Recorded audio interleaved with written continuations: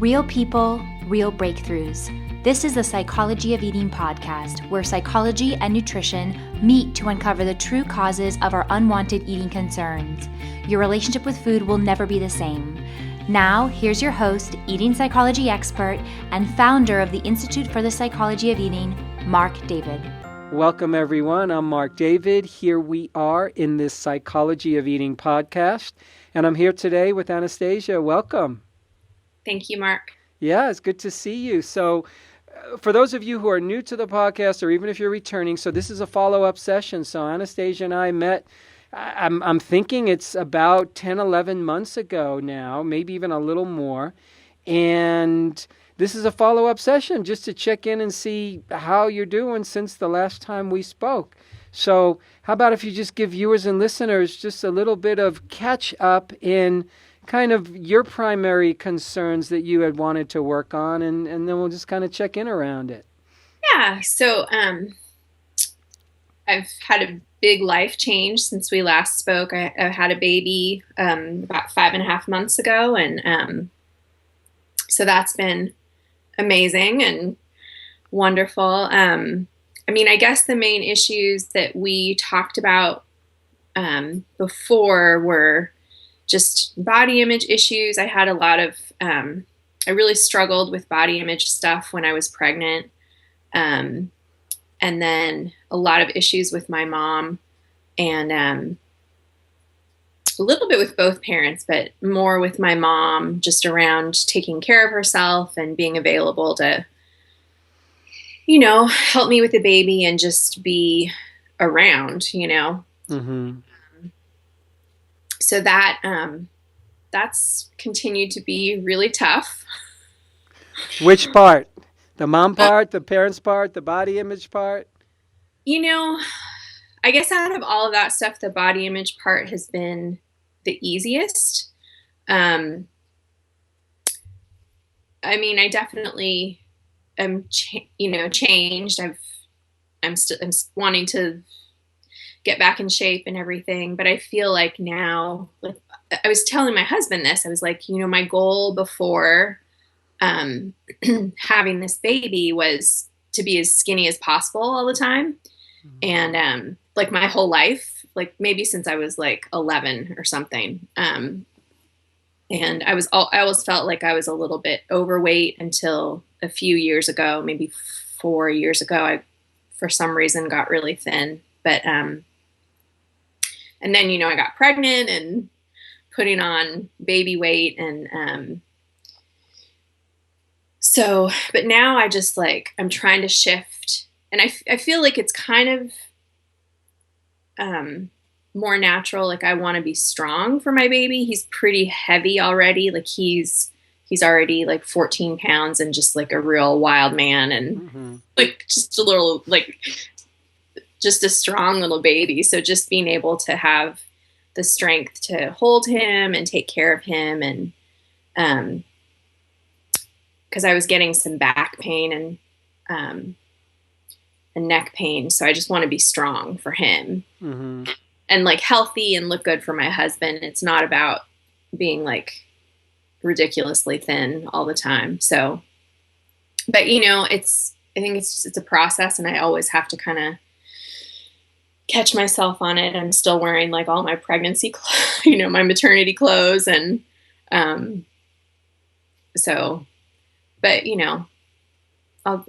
I just want to be healthy about it, Mm-hmm.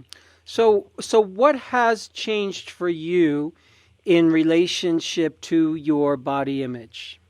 And here you are, just a lifetime of kind of wanting to be skinny. So what, if anything, has changed, even if it's subtle? Like, what's different? I guess I kind of, after the baby, I decided that, so I used to spend so much energy, like stressing about everything I ate and trying to exercise enough and worrying about what I looked like all the time. And it's like, I don't really feel like that's a fair place to put my energy anymore. Cause mm-hmm. Literally it was like kind of a full-time job. Mm-hmm. And, I'd rather you know, be available to my baby and my husband and do, you know, better things with my energy. So I think that's, you know, something I need to remind myself of.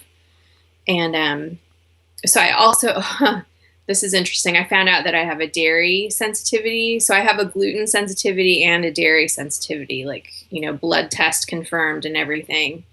And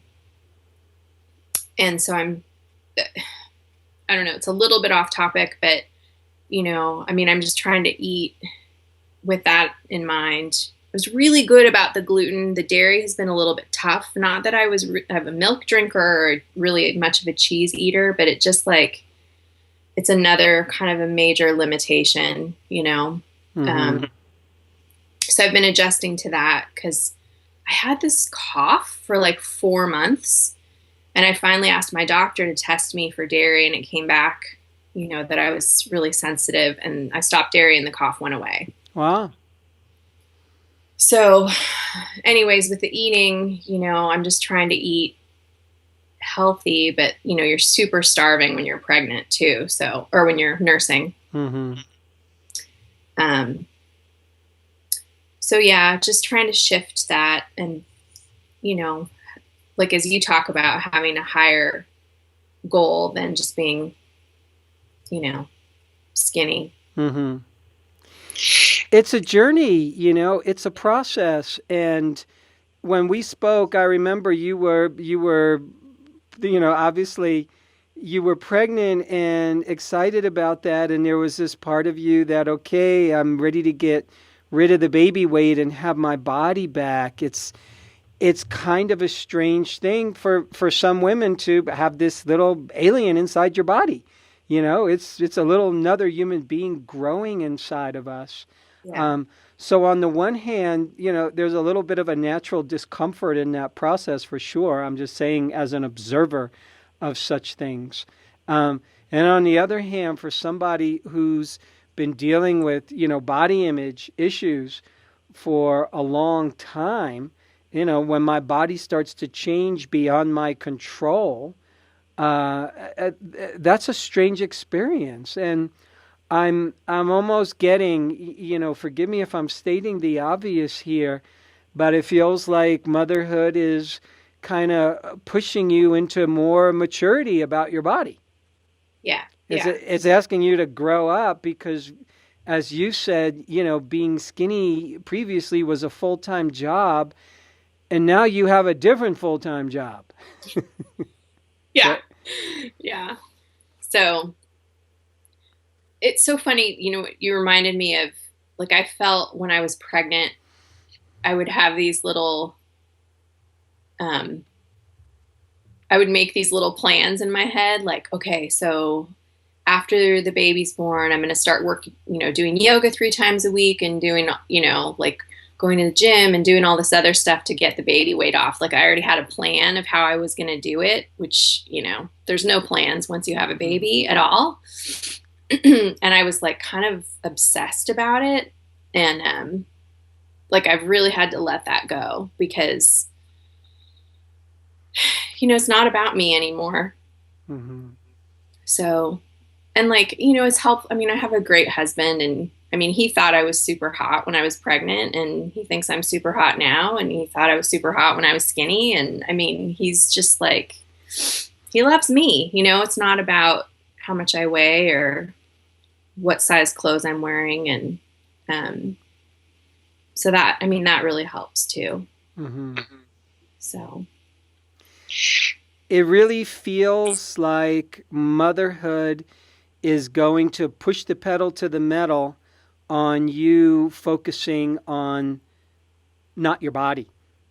Yeah. Really, it's like, and it doesn't mean you don't care about your body. It doesn't mean you don't take care of your body. Like, of course you're going to care for it. You know, of course you care about how you look, but it's always a matter of degree. You know, it's always a matter of, okay, what percentage of my life force goes into any particular aspect of my life. And now it's almost like life has kind of forced your hand. I mean, you've made this decision to have a child, but now life is saying, okay, you only have X amount of energy. Mm-hmm. You only have X amount of hours in the day. You know, you only have X amount of brain power. What are you going to use it for? And it's, sometimes for a lot of us, having a child is the fastest accelerator for our personal growth. Yeah. I mean, I don't think there is a bigger thing. Yeah. So, do you think about it all? So you've had a boy, and do you think at all about how you're going to raise him in terms of his relationship to his body and his body image? Like, do thoughts like that ever come into your mind? I think not as much as if I'd had a girl, Mm-hmm. and I'm really grateful that I had a boy. Mm-hmm. Although, my husband's in great shape, and he has a little baby weight too now, just a little bit around his tummy, and he's like, I think I need to give up bread or soda, or like he only drinks like Diet Coke, like maybe one a day, and he eats pretty healthy, and I'm like, babe, why don't you just buy like a size bigger pants? He's like, my pants are tight. I'm like, why do you need to give up something? Like, you eat really healthy. Mm-hmm. Like, I love your body. Like, you look awesome. And I don't know. So I was just thinking, like, guys care about it too, and I just want my little guy to just love his body and feel strong and healthy, and not obsess about it. So yeah, I definitely want to, I think there's some languaging things I need to change too, because sometimes, like, I'll be playing with him and I'll say something like, you're fat mommy, or on my fat belly or something, and it's like, I shouldn't say that around. I mean, now he doesn't get it, because he's so little, but once he starts really understanding words, like, I don't want to say those things around him. So I need to change that. And I don't know if I answered your question. You did. Yes, you really did. And I was just trying to point out, and you were kind of, confirming that, yes, when we become parents, in this case, you becoming a mom, it's asking you to grow faster and asking you to look at your relationship with your body in a different way, because it's not just you, and it's not just you and your husband. It's now you and your husband and this small child who's impacted by your thoughts and your feelings and your beliefs and your judgments and your energy. And even if you never said a bad word about yourself, but if you're sitting there hating on yourself, we pick up on these things, especially kids. Little creatures, they're so sensitive. They pick up on so much.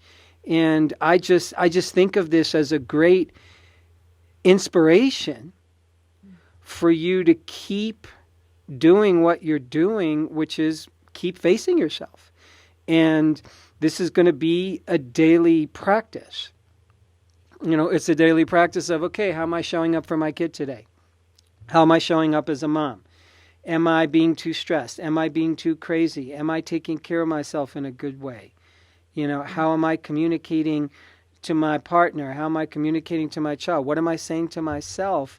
It's all these things matter more now, because if you're draining your energy, you're draining valuable energy right now. Because we were chatting, before we came on air that, hey, baby teething last night, I didn't get a lot of sleep. Yeah. So, am I going to spend my day after not having sleep hating on my body? Or am I going to spend it, as best I can, just trying to manage my energy and manage myself? Mm-hmm. So it's a great, it's a great opportunity. Having new life is such a great opportunity for you to begin again. I love that. Yeah. And I also find it fascinating and fortunate for you that you have a husband who he's okay with the various expressions of who you are. Yeah. The various body types. That's somebody who really loves you. And it's also somebody who doesn't have the same obsession that you have. Right. Right. Because I think a lot of times we believe that my judgments about my body are clearly the judgments that other people have about my body. Uh-huh. And with the same intensity, because if I'm judging myself, then you must be judging me for the same thing. And it's not true. Yeah, that's major projecting, huh? Right? Yeah. And if somebody was hating on you for how your body looked, they shouldn't be your friend, or they shouldn't be your partner, for goodness sakes, nor probably would they be. Right. Yeah. Yeah, it's a little interesting, like, I think, I kind of got caught up in the Southern California kind of, you have to be skinny and perfect and beautiful thing a few years ago. And, like, I lived in Portland for 10 years, and then I moved back here, and then it was just like, I don't know, I just kind of got swept up into it a little bit, and it's just a bunch of crap, really. I mean, but you can get swept into it. Yeah. I think that's a really good point. It's not just me and my relationship with my body. We live in a context, we live in a culture, we live in an atmosphere. We're kind of swimming in a certain kind of water. And I think in general, when we tap into media and we tap into, the web and the images and the pictures and the magazines and the TV, we're getting the kind of messages that say you need to look a certain way. But also certain locations, like you said, it's the Southern California thing. So as soon as you land there, nobody even has to say a word to you. All you have to do is look around and you see those people. Right. And you're feeling their worldview. And I think it's true. It's if you're at a party, it's hard not to not want to party. If you're in a room full of sleeping people, it's hard to not want to fall asleep. So we tend to take on the characteristics of our environment. So it takes a little bit of attention, I think, and consciousness to not get caught up. And it's not easy. Right. But it's worth it. It's the kind of work worth doing, because otherwise we're in a constant state of internal satisfaction because we're never good enough. And that is something you don't want to teach to anybody or any kid, to think that you're not good enough until something else happens. Mm-hmm. You're not going to tell your baby, baby, you're not lovable until your body fat is gone. You're not going to do that. Mm-hmm. Why would you do it to you? Right. Well, congratulations on, just having a whole new life and a whole new self-expression and a whole new reason for you to kind of up your game and be a better person, a better woman, a better mom, a better person to yourself. It's like you have every great motivation and inspiration to do that now. Yeah. Yeah. And it was time. Yeah. Like, really needed to shift, and I feel like I'm not, I mean, like you said, it is a process, and I really feel that, like, one step forward, 2 steps back sometimes, but, or 2 steps forward, 1 step back. Mm-hmm. But yeah, I just want to continue kind of keeping what is important at the forefront and, keep working at it. Because I want to be a good mom and a good wife and good for myself and everything. So. Mm-hmm. Well, Anastasia, great job. Congratulations. Thank you. You did it. You're a mama. And you're on your way. Yeah. Okay. I really appreciate you taking the time. So much. Yeah, thank you. And thanks, everybody, for tuning in. Once again, I'm Marc David on behalf of the Psychology of Eating podcast, and there's lots more to come, my friends. Take care. I hope this was helpful. Thanks for listening to the Psychology of Eating podcast.